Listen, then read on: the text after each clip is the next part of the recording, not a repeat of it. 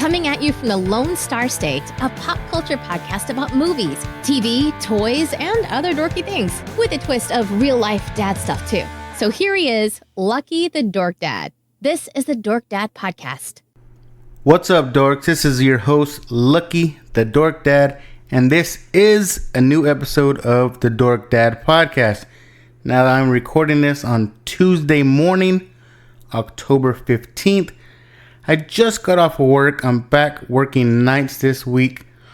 And I just want to welcome any new listeners coming from way of the RLU, Raw Live Unedited Podcasting Network.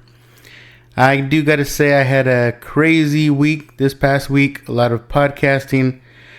I had time to visit some old friends. Got a chance to meet some new friends. And just a crazy work week. So just a quick update on the technical side of things. I'm still getting in new equipment. I had PJ on my last episode, and you could probably tell he had the better mic. I gave him the better mic to use. So I did get another mic, another good mic, quote unquote. That way when I do have more guests in-house, we can both sound pretty good. So, having said that, again, thank you to PJ last week. I got a lot of positive feedback from last week's show. Hopefully we can do it again for schedules line up. And remember, you can catch PJ and his crew on the Hustlers Huddle podcast. You can find them currently on Spotify and soon to be everywhere else you can get your podcast. Okay, so in this episode, I have to get into my daughter's birthday and other dad stuff I didn't get a chance to talk about in the last episode because we got all caught up in this Joker madness. Not just my show, but also the RLU weekly show. If you haven't heard that one, we get deep into some Joker madness. But so along with dad stuff, we're going to talk about the latest dork news. We get to some Halloween themed Dork Dad questions, plus a little Whatcha Watching featuring Breaking Bad movie El Camino that just dropped this past week on Netflix. But first, take a listen to this.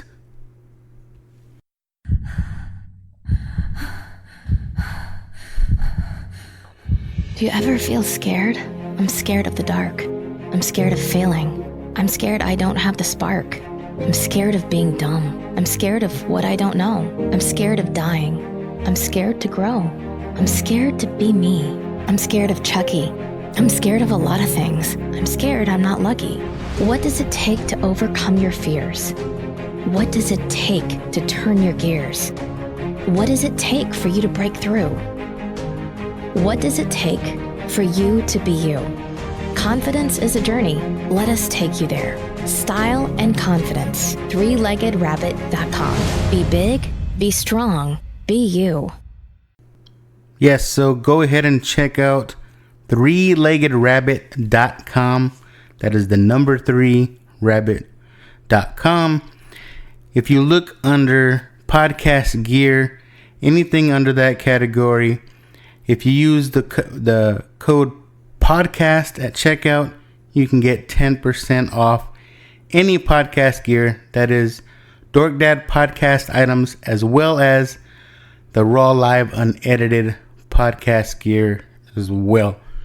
So check it out, 3leggedrabbit.com. So let's go ahead and start things off with some dork news. And you know what? Holy shit, right? Before I start, some crazy shit happened. So Dave motherfucking Chappelle announced he was in town. That's right, here in San Antonio, Texas on Monday, right? And he just announced all out of a sudden that he's going to do a surprise show Monday night. I was like, God damn it. So as soon as I found out about it, I was like, shit, I have to go. I have to go to the show. But I guess I found out too late. You know, it was announced that tickets were going to go on sale at 3 p.m. The show was going to start at 9 p.m. here downtown at the Aztec Theater, which I have been to many a times. You know, when I found out, it wasn't even noon yet, and there were already reports of people lined up for blocks downtown, you know, right there by the Aztec Theater. And I was like, damn it, you know, don't these people have anything else better to do today? But then I forgot, you know what? It's a freaking holiday. It's Columbus Day. All these fools are probably off of work today. But I bet not every one of those fools got a ticket. So supposedly they also went on sale online, and they were real stingy. They were giving people only a limit of 2 tickets. Also, they weren't messing around. They're saying no cell phones, nothing that was going to go on. So, of course, I wasn't able to get any, right? Before I head to work, I saw people, they already had them on OfferUp and all these other outlets. I mean, they had pairs of tickets going for $2,000. $2,000? Get the fuck out of here. I wanted to go to this show so bad, but I don't want to go that bad. Not no $2,000 bad. So, again, sad to say, I didn't make it, but, you know, I had to work anyways. So, if anyone did make it to the show, please, let me know how it went. But yeah, anyways, moving on. So as normal as lately, we're going to start off the news with this weekend's box office numbers. Now again, this is just the weekend, Friday, Saturday, Sunday. So the top 3, disappointing Gemini Man coming in at number 3 with $20 million, or actually $20.5 million. Number 2 in its opening week as well, coming in strong with $30 million, is The Addams Family. That's the new animated flick. And of course, number 1, hanging on to the top spot, is Joker, coming in with another $55.8 million over the weekend, giving it a grand total after 2 weeks, $193 million. And again, that is just domestic numbers. I'm sure it is way past that by now. Now, as far as movies opening this weekend, we have Zombieland 2, Double Tap, Maleficent, The Captain, The Lighthouse, and By the Grace of God, just to name a few. So check those movies out. Okay, so let's get into some real news. Well, I don't know if I would call this one particular news or actual news. Maybe just wishful thinking. But now that Disney owns Deadpool, which, by the way, they did say moving forward they are going to stick with the rated R rating for any Deadpool movies moving forward. So that's great. But also, now that they own Deadpool, right? It has been suggested by the fans that with the loss of Stan Lee, they should replace Stan Lee cameos with Deadpool cameos. Now, no disrespect to Stan the Man. You know, the man was a genius, but I also think this idea is pretty freaking genius. Again, it may not be a popular opinion, but it's my opinion, right? I mean, think about it. It's a way to bring Deadpool into the MCU without really bringing him in the MCU. Because honestly, I really don't see how his character would meld with the current MCU. Because, he always breaks the fourth wall, right? And I think because of that, I think cameos are perfect, right? He can break that fourth wall. He can talk to the audience during these cameos, right? I don't know what you guys think, but I think it's pretty genius. I hope someone out there from Disney is listening and looking at this. I really think they got something there. Let's see, moving on. We have a trailer for Dr. Dolittle, or it's just Dolittle, right? Not to be confused by Eddie Murphy's Dr. Dolittle. This movie is a little closer representation to the original books where the character was created. Now in this trailer, we get mentions from the creators of Wonderland, Alice in Wonderland, and by the people that brought you Maleficent, right? I thought, which are both Disney movies. Now I thought, wow, Disney is flipping the script again. This one looks visually stunning, right? But hold the hell on. We are being fooled by everybody. This is not even a Disney movie. I mean, this is a Universal property. And what do I say to that? I say clever girl, right? I was totally fooled. I really, really thought this was a Disney movie. I mean, it resembled a Disney trailer. I didn't even notice that there was no Disney logo at the beginning, right? And that's another thing that I have an issue with Disney. I think I first noticed it when we saw The Lion King, and I don't know if anyone else has picked up on it. But have you noticed that the logo now is just Disney? Like I said, I noticed it in Lion King. I'm not sure when exactly they dropped the Walt from Walt Disney from their logo. I mean, at the beginning of the movies, they always showed the castle, right? And it always said Walt Disney. But now it just says Disney. So, I don't know. Is that a kick in the balls to the man himself? Or is it just a sign of the times? I mean, or is it a rebranding, if you will? Either way you look at it, it is a change. Good or bad, that's what we got. But back to Dolittle. So, it looks amazing, right? RDJ. I mean, it doesn't really show you a whole lot. It shows you a lot of animals, a lot of interactions. It's an old-timey story.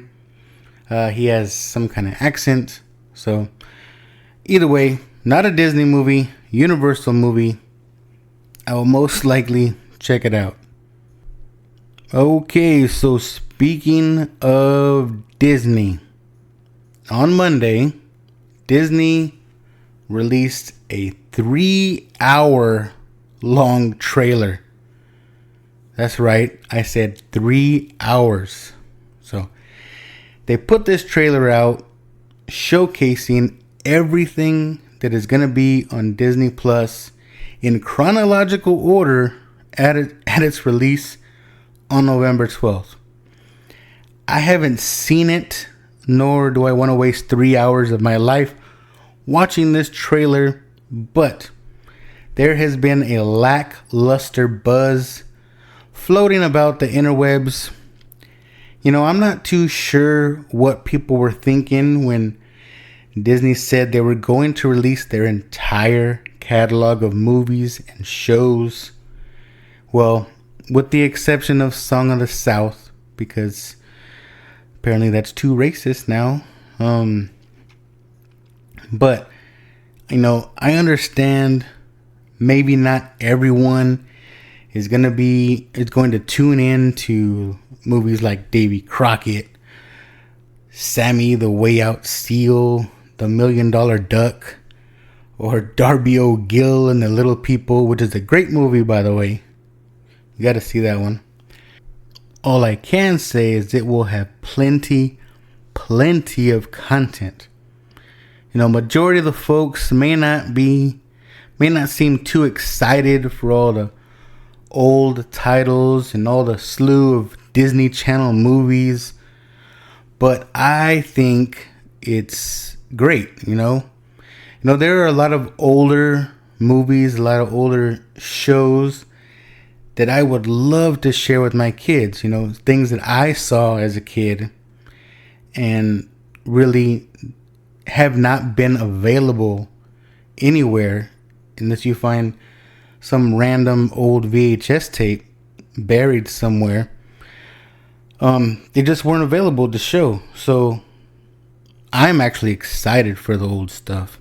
So, of course, everybody's waiting for Mandalorian and all these new shows, which will be there as well. But as far as the somber news of all this stuff coming out, I don't think it's somber or bad news at all. I think it's great. So, all y'all internet fools, I don't know what y'all thinking. And if you want to check out the whole list and you want to watch this 3-hour long video, you can find it on YouTube. Just look under Disney Plus, I don't know, opening shows, whatever it's called.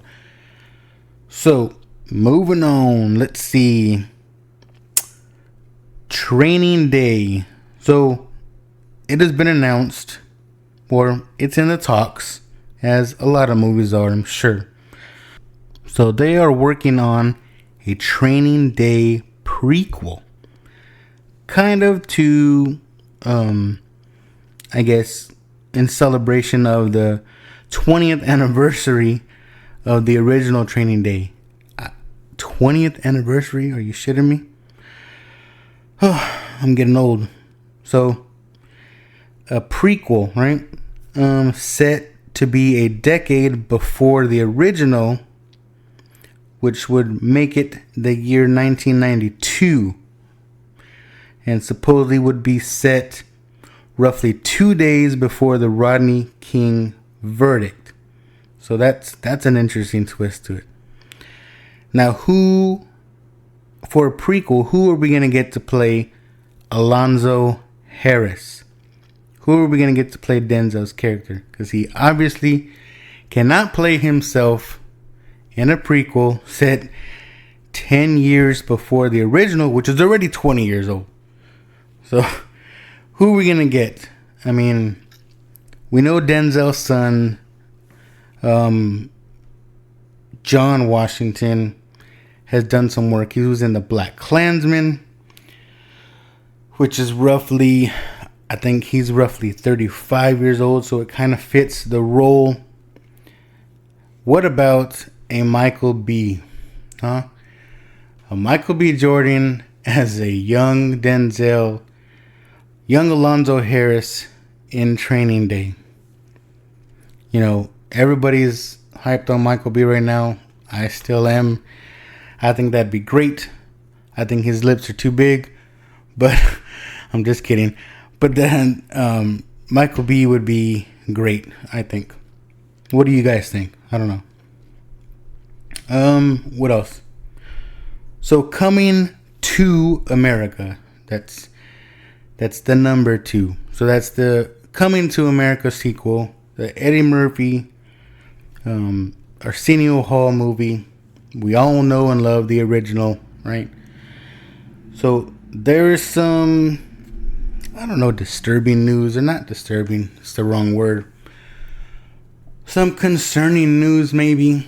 So the original movie was rated R, right? It has said to be that Coming to America is going to be rated PG-13. Now, it may not be a big deal, But at the same time, what's going on, Eddie Murphy? I mean, Eddie Murphy has been doing... let's be honest, he's been doing kids movies, right? We mentioned Dr. Dolittle, right? Nutty Professor. All these type of movies, kid friendly, family friendly. And even though he claims he's gonna get back into stand up next year, he mentioned it on with Jerry Seinfeld when he was riding in cars with comedians, getting coffee or whatever that show is. I think he's scared to be raw again. I think he's scared to cross that line. I think he's scared to be a Dave Chappelle and some of these other comics that ride that fine line, that aren't scared of being real, right? I think he's had too much of a good thing going with this family friendly, trying to keep up his family friendly image. Maybe he thinks, because of all his past movies, maybe he feels it's his responsibility to put out something that kids can watch. I don't know. I'm a little disappointed, but I'm still going to see it anyways, right? I just hope Coming to America is not another Nutty Professor or anything like that. But we'll just have to see. What do you guys feel about that? Coming to America, PG-13. I don't know. So this is not any movie news or anything, but maybe more toy news or collector news. So we all know, since the closing of Toys R Us, the NECA toys, figures, products, what have you, are now available at Target, which is fine and dandy, but it has just been announced by NECA officially that you will now be able to get NECA products at Target.com. Now, previously, before this, they were not there because I was looking them up myself, but they were never there at Target.com. So now you can find them there. Supposedly, I haven't looked yet, but that announcement was made by NECA. So be on the lookout for that. Let's see, we do have some Batman news, right? So again, today, a lot of stuff coming out today on Monday. The Batman, the Matt Reeves flick. It has been announced that Zoe Kravitz has been cast as Catwoman / Selena Kyle. So she will join the likes of Lee Merriweather from 1966, Michelle Pfeiffer, Halle Berry, and most recently, Anne Hathaway, to don the sexy leather getup. Now, one thing that's interesting about Zoe Kravitz is this is not the first time she has been able to play the frisky feline. She was actually the voice of Catwoman in the Lego Batman movie. I wasn't aware of that before this. Not sure if that had any influence on Reeves' decision to cast her or not, but she was one of many actresses considered. Some other actresses that were in the running were Ana de Armas. I guess that's the way you say it. She is going to be in the upcoming Knives Out movie and in the James Bond flick No Time to Die. We also had an Ella Balinska who'll be in the new Charlie's Angels movie. And there was also Isa Gonzalez, who played Darling in Baby Driver. So all of these said actresses did actually spend some time on screen with the Batman, right? Now, considering there has to be some obvious chemistry between the characters, hopefully Reeves saw something in Kravitz that can really bring the cat to life. Right? Let's see. In other Bat news, Batgirl bombed. The end. That's all I have on that. Alright, let's move on to some Dork Dad questions. Now, this first one is a legit question from me. When I asked, what is your favorite vampire movie or show? I only asked this because the only vampire stuff that I've seen are The Lost Boys, From Dusk Till Dawn, and maybe Fright Night back in the day. And that's it. I'm not as cultured, if you will, in the whole vampire genre. Well, if you count Twilight, my wife made me watch those. So, what did you guys have to say? I need some recommendations for vampire stuff. So, the Geek Out Show says Lost Boys. Alright, got that one. Damien Jeter says Bram Stoker's Dracula, hands down. Again, that's one that I know of. I've just never seen. Ayo Mr. Big Geek says Bram Stoker's Dracula as well, and Interview with the Vampire. I know that's that Tom Cruise one, right? Again, never seen it. 80s Baby says Vampire in Brooklyn. Now, I know that has Eddie Murphy in it. Augustine Garcia 1190 says favorite vampire show would have to be True Blood. That's just too... Nah, not for me. He says not a perfect show, but overall good. Let's see. Taco Subo Girl says Interview with the Vampire with some black hearts. Alright. Justin73 says Blade and Interview with the Vampire. Okay, now I have seen Blade, so I got that one too. Frankenculture says the whole What We Do in the Shadows team. I'm not familiar with that one at all. Strawberry Fields Forever says Once Bitten with Jim Carrey. Alright. Okay, let's see what's on Facebook. We have Armando Martinez says number 1, Lost Boys.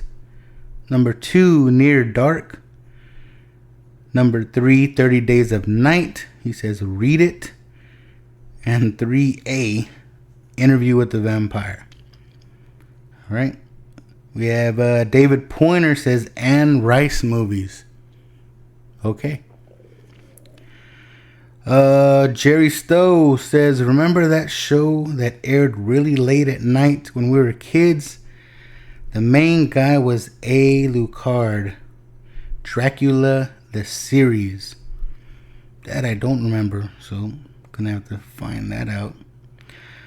Alex Vasquez says What We Do in the Shadows. That's another vote for that show. Chris Rizzo says Buffy the TV series, but I watched it more for her than the vampires. I mean, who didn't? Who don't love Buffy? Nicholas von Frankenstein says whichever one this guy is the star of, and he put my picture on there. Okay, and last but not least, El Sinestro says Stephen King's short story, One for the Road, which is set 2 years after Salem's Lot. Let the Right One In, original and the remake, Let Me In, 30 Days of Night, comic book and the Josh Hartnett Imagining, Once Bitten, Oh How Many Times I Wrecked Myself, to Lauren Hutton, Vampire in Brooklyn, super underrated, Fright Night, but if I'm gonna be blasphemous, I think I like the remake more. Yes, that is blasphemous.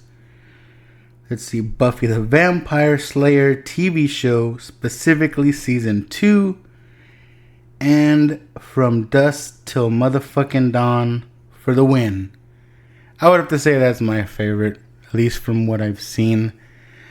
So thank you everybody that responded. Now I have a lot more things to look forward to in the way of vampire movies and shows. Let's see, what else did I ask? So I also asked the question, if you could trick or treat at a celebrity's house, who would it be and maybe a why? So let's see. We got Justin73 says whichever gives out the best treats. Okay. The Geek Out Show says Oprah Winfrey with her generous ass. I'm most likely to walk away with a car, or worst case, an iPad. That's coming from Seth. Star Wars Savage says Tom Cruise.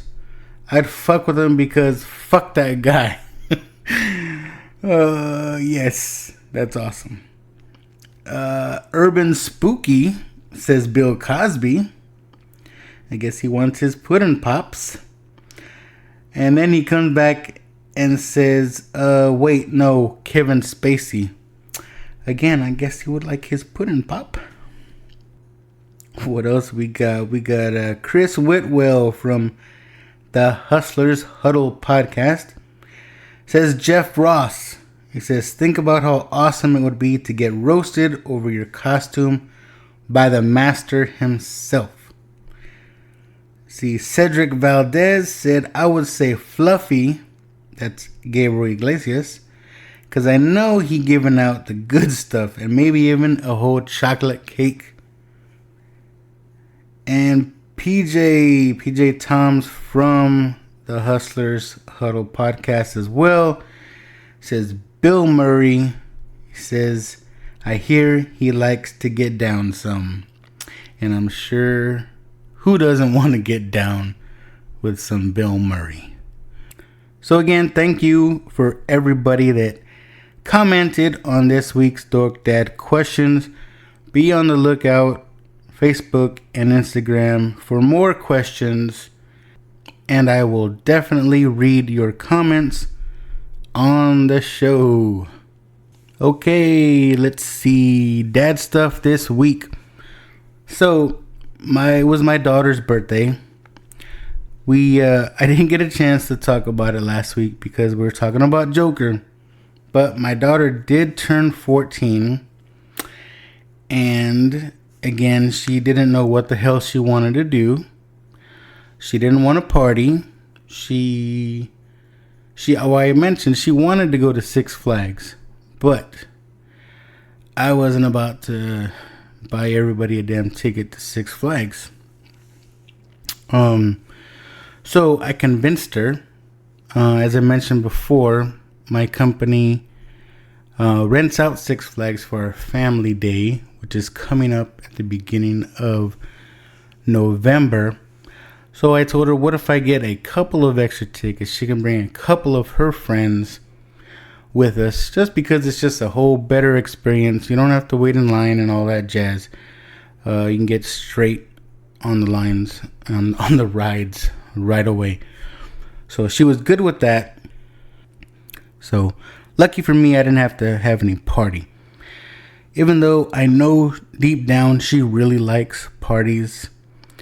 I mean, she really likes to be in the pedo, if you know what I mean. Or at least that's what Mexicans say, you know. She really likes to be with the in crowd. But my daughter is so funny because, like, as crazy as she is, she can really be shy at times. She's not really one that initiates conversation with people. It's like she only talks to people when she's spoken to. Maybe she gets a little bit of that from me, but she's weird like that. I don't know. So we're gonna go to Six Flags, I mentioned. So really, since she didn't want a birthday party and we're gonna do stuff with her friends later, we pretty much just spent the day shopping. She wanted to go to the outlet stores that are close by over here, over in San Marcos. So we did that. We got a few things. She wanted to go eat at Torchy's Tacos, which is, it's not a Mexican place. Let me tell you right now. This is like white people tacos, right? There are all these fancy tacos they're fancy tacos with crazy ingredients and stuff. And it's good, but they're like $5 a taco. $5-6 for one taco? Get out of here. So we did that. And then we went to this place where all they sell is churros, right? And they make them with different fillings and toppings. You can get them with nuts. You can have it served with ice cream, chocolate, whatever you want. So we did that. We went shopping. We had dinner at Torchy's Taco, and we got some churros. So, plus she was being extra nice that day, just because it was her birthday. But of course, the very next day, she went back to being a little a-hole. So that's what we did with my daughter on her birthday. See, as far as my sons, again, Friday we helped out, me and my wife helped out with the band at the football game. My wife helped out on Saturday. They had a band competition. I wasn't ready to go to that, so, because it's like an all-day thing. So my wife went to that, and I stayed home with the other two punks. So let's see what else. So my boys, right? They're super excited about My Hero Academia Season 4, which just started. So we'll just jump right into Whatcha Watching.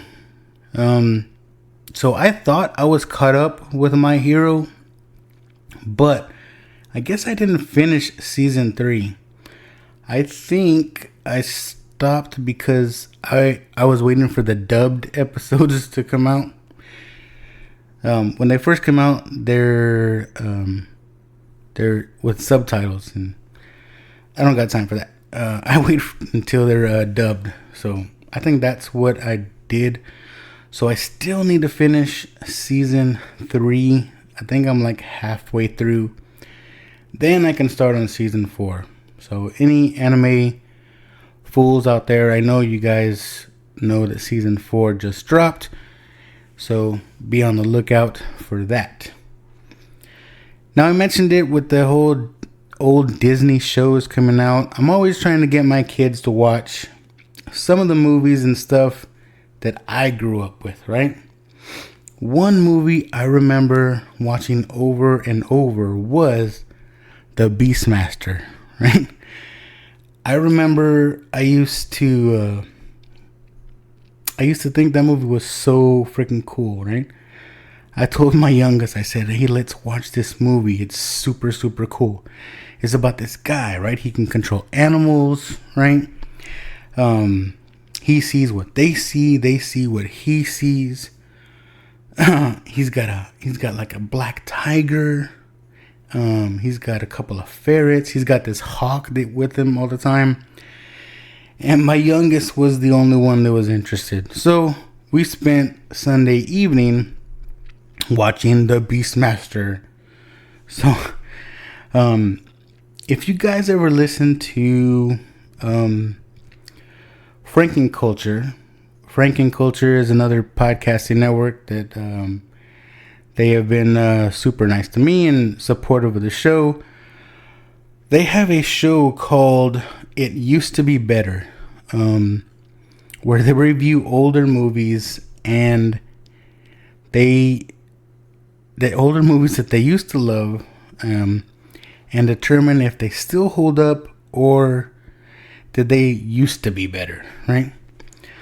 Well, I have to say, as much as I loved this movie and remember watching it all the time, it does not hold up at all. But I still love it. It brings back a lot of memories when I was a kid, but it's bad. The acting is bad, especially in the main character, Dar. But it's one of those movies that it's so bad, it's good. I mean, you could say it's a B movie, right? It's like a Conan-esque, some shirtless guy swinging a sword around. It's one of those type of movies. I mean, not only do you have a guy with animal powers and, sorcery, witches, it's got Mr. McDowell, right? The dad from Good Times. And a great booby scene. Oh, maybe that's why I liked this so much as a kid. And I totally forgot that there was that scene when we were watching it, when I was watching it with my 10-year-old. But I felt it coming. I was like, oh shit. And I told him, close your eyes, right? Do you ever do that with your kids? I said, close your eyes. And he puts a pillow over his face, or he'll cover his eyes with his hands. That's got to be another Dork Dad question. It's like, what do you do in that situation? But I guess I say close your eyes because I think that's what I remember my mom used to tell me. And then you try to peek through your fingers to see what's going on. But yeah. Plus the movie has, the late great Rip Torn, who passed away just this summer. So again, Beastmaster, is it a good movie? Not at all. But I still really, really enjoyed it a lot. I think my son enjoyed it too. He really liked the ferrets and the animals. And I'm sure he liked the girls wearing little loincloths. So, and if you're into that, the guys wear loincloths too. So, again, not a great movie, but a good movie, for me, at least. So, if you've never seen it before, I would say it's worth watching. Go ahead and check it out. The Beastmaster. Alright, what else am I watching? I mentioned this on the RLU Weekly show that I was on maybe a couple weeks by the time you hear this. When we talk about Joker. Or at least Andre and Rich got to talk about Joker. Those guys can talk. Let me tell you, they're great guys. But sometimes it's hard to get in your 2 cents. But I love those guys. But I brought up Big Mouth Season 3. And there was more discussion about, it sucks and this and that. Season 1 was good. Season 2 sucked. This season sucks. You know what? I wasn't going on there saying that this is the greatest show ever. Right?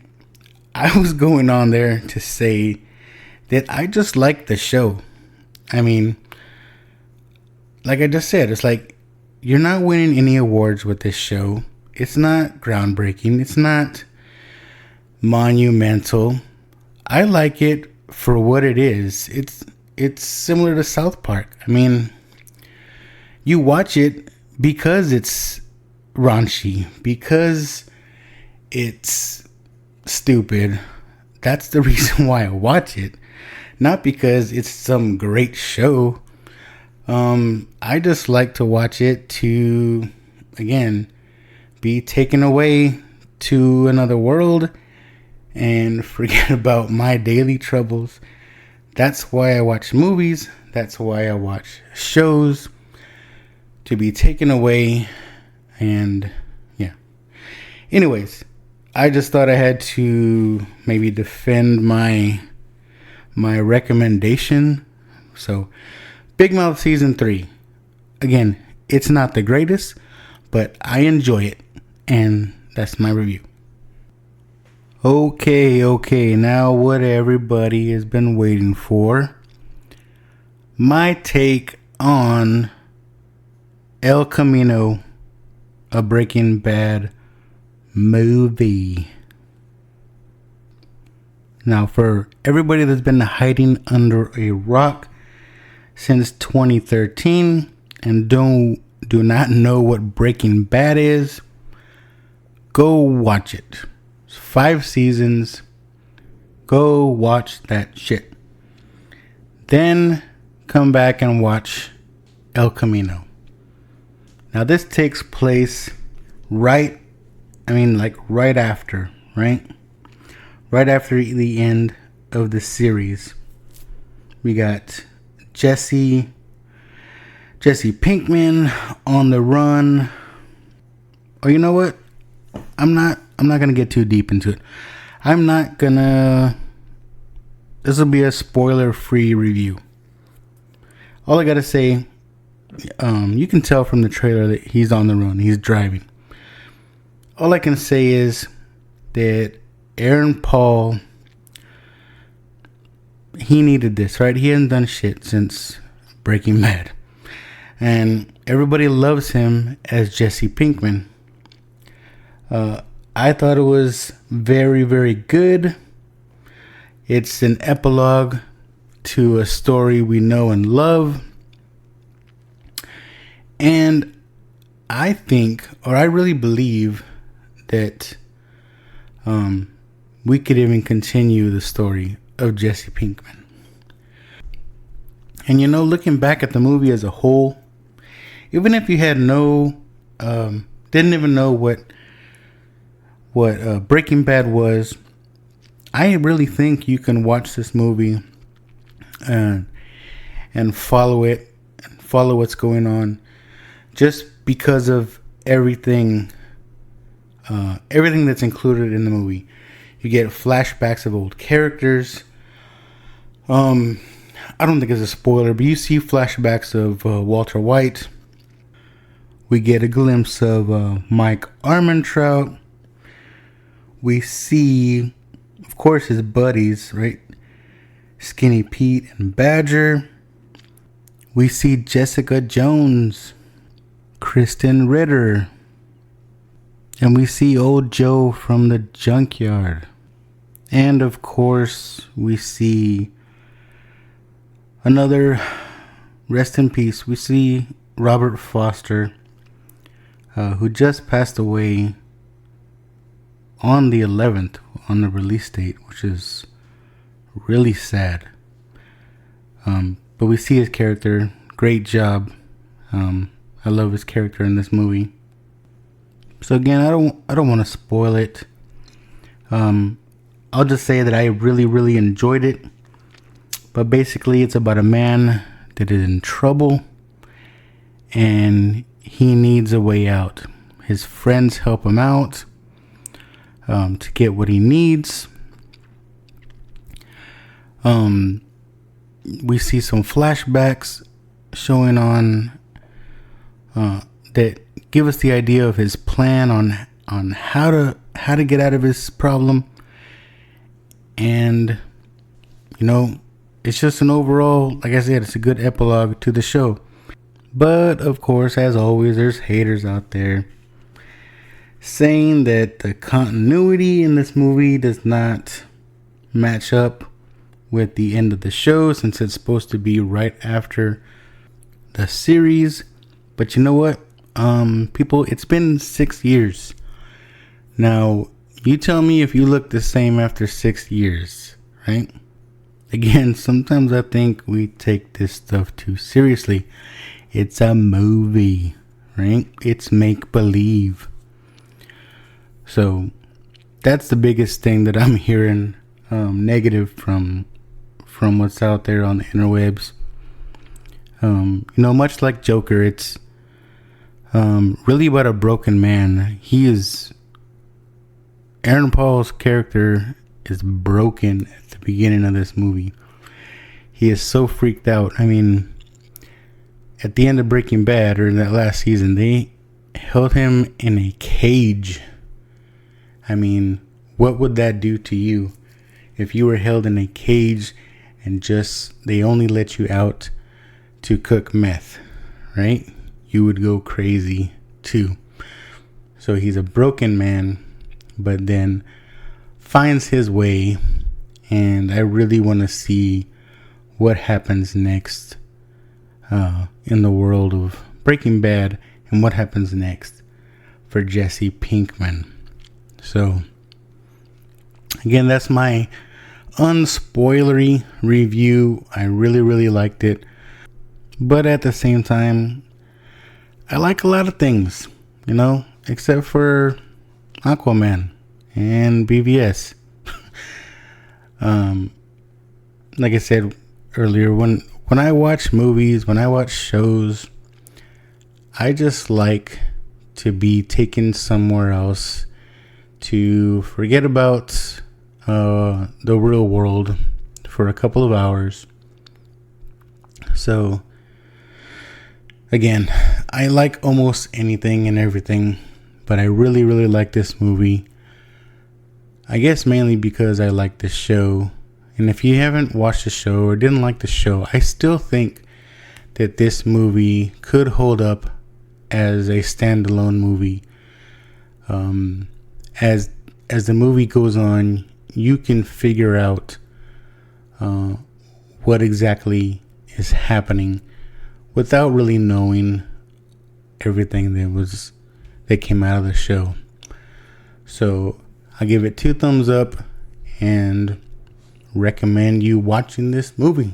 So I think that's gonna do it for this episode, everybody. Again, thanks for listening. Thanks for listening to my nonsense. And just a side note, if we're talking about a broken man or woman, and to tag along from this last week's weekly show on the RLU, if you got something going on in your life that's really bringing you down, dragging you down, talk to someone. I don't care who it is. Talk to a coworker, talk to your spouse, talk to a friend, talk to a stranger. Talk to someone. Get help. It'll be okay. You're not alone. Everybody goes through stuff. You can talk to me. You can send me a message. You can even email me. You can email me at dorkdadpodcast@gmail.com if you want to send a personal note or message. So with that, again, everybody, thanks again. Please remember to like, subscribe, leave a review, all that stuff. Again, follow me at Dork Dad Podcast on Instagram and Facebook. And I'm going to try to put more stuff on Twitter. But again, shout out to, a whole bunch of people. Collecting Weekly Podcasts, Comic Book Characters Podcast, Franken Culture Podcast, Hustlers Huddle Podcast, So Bonita, or So Taco Podcast.